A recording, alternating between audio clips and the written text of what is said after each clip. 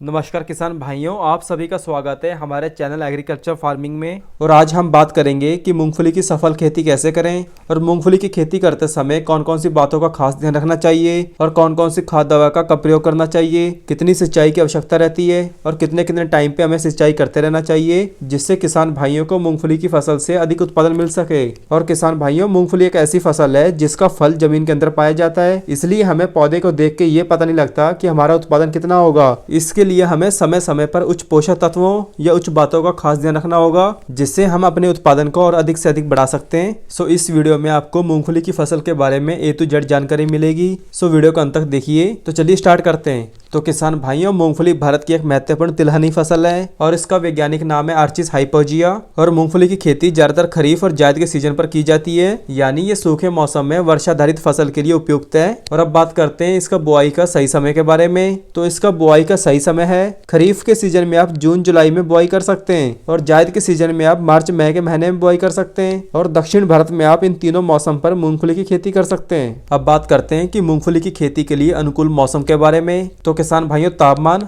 व वर्षा का मूंगफली उत्पादन पर काफी प्रभाव पड़ता है। अंकुरण के समय फसल वृद्धि के लिए 30 सेंटीग्रेड तापमान उपयुक्त है तथा पौधों के उचित विकास के लिए 50 मिलीमीटर से 120 मिलीमीटर वर्षा उपयुक्त है। और लंबे समय से सूखा और खेतों में पानी का अधिक मात्रा में भराव फसल के लिए ठीक नहीं है, यानी लगातार बारिश के होने से मूंगफली के खेतों में जल भराव के कारण फसल को अधिक नुकसान हो सकता है। अब बात करते हैं कि मूंगफली की फसल के लिए भूमि का चयन कैसे करें। तो मूंगफली की फसल कई प्रकार की मृदाओं पर की जा सकती है, जैसे कि दोमट मिट्टी जिसमें कैल्शियम व जैविक खादों की उचित मात्रा हो, काली मिट्टी, काली दोमट एवं पीली मिट्टी जिसमें उचित जल निकास हो सके, ऐसी भूमि में मूंगफली की खेती कर सकते हैं। और सख्त काली भूमि का चयन ना करें, क्योंकि इस प्रकार की भूमि में डोडे का विकास सही ढंग से नहीं हो पाता है। इसके अलावा अम्लीय भूमि भी मूंगफली की खेती के लिए उपयुक्त नहीं है, मतलब भूमि का पीएच मान 5.5 से 7.5 के आसपास होना चाहिए। अब बात कर लेते हैं कि भूमि की आरंभिक तैयारी कैसे करें। तो किसान भाइयों, भूमि की आरंभिक तैयारी के लिए पहली जुताई गहरी मतलब 8 से 10 इंच गहरी करनी चाहिए और इस चरण दौरान 2 से 3 बार हैरो भी चलाया जाना चाहिए। इसके बाद खेत को लेवलर या पाटा चलाकर खेत को एक समान समतल कर देना चाहिए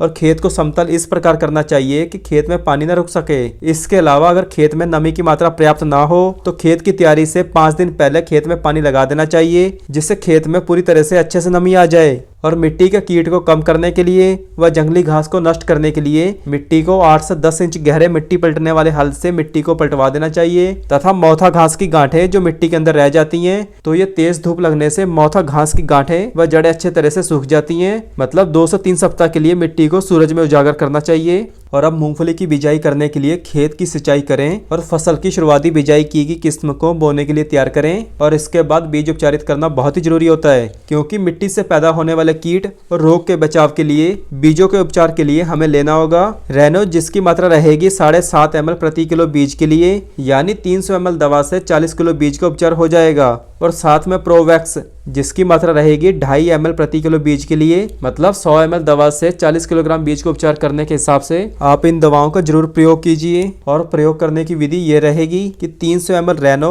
प्लस 100 ml प्रोवैक्स, इन दोनों को 200 ml पानी के साथ मिलाकर एक घोल तैयार करना होगा, जिससे ये धीरे धीरे बीजों के ऊपर डाल के बीजों को अच्छे से मिलाना होगा। और जब दवा समान रूप से बीजों में मिल जाए तो बीजों को छाया पर कम से कम 60 मिनट तक सूखने दिया जाए, जिससे दवा अच्छे से बीजों में समा जाए। इसके अलावा बुआई के समय बुनियादी खुराक लागू करने के लिए, मतलब युवा पौधों की वृद्धि को प्रोत्साहित करने के लिए नाइट्रोजन, फास्फोरस और पोटेशियम पोषक तत्वों की जरूरत होती है, जिसके लिए हमें लेना चाहिए जैसे कि 11 kilogram urea plus 22 kilogram DAP प्रति एकड़ प्लस कोपियो 3 किलोग्राम प्रति एकड़ प्लस जैवा 5 किलोग्राम प्रति एकड़ की दर से इन सभी को एक साथ अच्छे से मिलाकर छींटा दे देना चाहिए। और अब बात करते हैं कि बीज बुआई का सही समय और सही मात्रा के बारे में। तो इसका सही समय जून के पहले सप्ताह में मूंगफली की बुआई कर देनी चाहिए तथा इसकी सही मात्रा रहेगी लगभग 40 किलोग्राम प्रति एकड़ बीज बोना चाहिए और बोए गए बीज की दूरी 45 बाय 10 सेंटीमीटर ही होनी चाहिए। तथा सुनिश्चित करें कि मिट्टी में ठीक से नमी होनी चाहिए, जिससे बीज उगना शुरू हो जाएगा और समान रूप से अंकुरित होगा।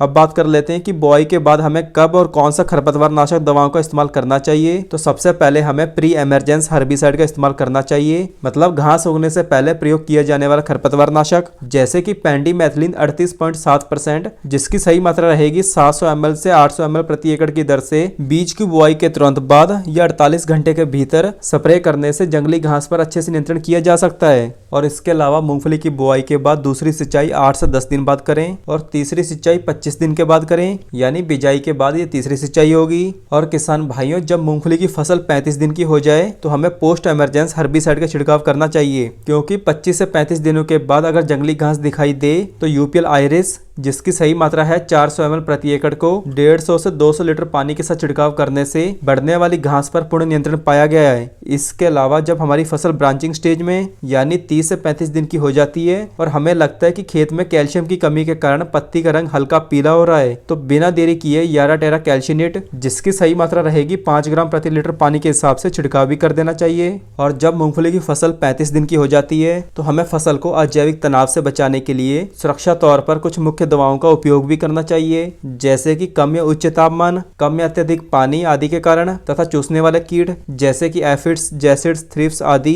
व मुख्य बीमारियां जैसे कि leaf spot, stem rot, rust, टिक्का आदि बीमारियों के बचाव के लिए हमें इन दवाओं का इस्तेमाल करना चाहिए, जैसे कि यूपीएल सॉटर, जिसकी मात्रा रहेगी 500 ग्राम प्रति एकड़, प्लस साफ की मात्रा रहेगी 500 ग्राम प्रति एकड़, प्लस मैकेरेना, जिसकी मात्रा रहेगी 250 ml प्रति एकड़, प्लस सिल्वेट गोल्ड, जिसे सिर्फ 50 ml प्रति एकड़ ही लेना है। और इन सब दवाओं का अलग अलग घोल बनाकर और बाद में एक एक करके स्प्रे पंप में डालकर स्प्रे करने से होने वाले कीट व रोगों से अच्छे से नियंत्रण पाया गया है। और किसान भाइयों, इन सब दवाओं के टेक्निकल्स आप स्क्रीन पर देख सकते हो। इसके अलावा जब हमारी मूंगफली की फसल फूल की अवस्था में यानी 35 दिन की हो जाए तब हमें चौथी सिंचाई करनी चाहिए तथा पानी की अच्छी मात्रा के साथ फसल की बिजाई के 50 से 55 दिन में 5वीं सिंचाई भी कर देना चाहिए। और जब मूंगफली की फसल 55 दिन की हो जाए तब हमें सुरक्षा तौर पर कीट व फफूंदी रोगों को नियंत्रण करने के लिए तथा फल फूलों के विकास को बढ़ाने के लिए व सुधारने के लिए हमें इन दवाओं का इस्तेमाल भी करना चाहिए, जैसे कि यूपीएल नोवा कार्ब, जिसकी मात्रा रहेगी 350 ml प्रति एकड़, प्लस तफूना, जिसकी मात्रा रहेगी 500 ग्राम प्रति एकड़,